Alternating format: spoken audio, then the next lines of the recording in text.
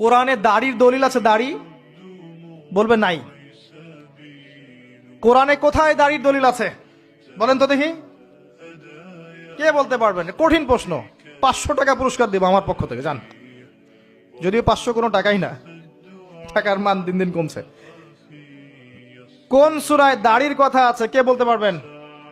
আলেম ওলামা বাদ, তারা তো পারবেন। আমরা সিভিলিয়ানদের জিজ্ঞাসা করছি, সাধারণ জনগণকে। কে পারবেন বলেন? কোন সূরায় দাড়ির কথা আছে? দাড়ি কোরআনে একটা জায়গায় দাড়ির কথা আছে, কে বলতে পারবেন? দেখছেন, আল কোরআনের আলো ঘরে ঘরে যা আলো, তাই না? স্লোগান দিয়ে কাজ হবে না ভাই, প্রত্যেক ঘরে ঘরে কোরআনওয়ালা মানুষ তৈরি করতে হবে, তারপরে আলো অটোমেটিক ঘরে ঘরে জ্বলবে ইনশাআল্লাহ। আচ্ছা যাক, আমার টাকা বেঁচে গেল। সূরা তহায় আছে। কোথায় আছে?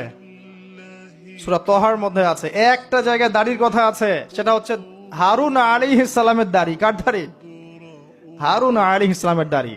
মুসা আলাইহিস সালাম ফেরাউন থেকে যে দলবল নিয়ে পার হওয়ার পরে, বনু ইসরায়েলকে নিয়ে পার হওয়ার পরে আল্লাহ পাক তাকে 40 দিন ডেকেছেন তুর পাহাড়, মনে আছে? তুর পাহাড়ে তিনি গেছেন। এই ফাঁকে বনু ইসরায়েল শিরক করা শুরু করেছে, এই যে বাছুর পূজা শুরু করেছে, মনে আছে? পড়েন নাই কখনো? বাছুর পূজা শুরু করেছে।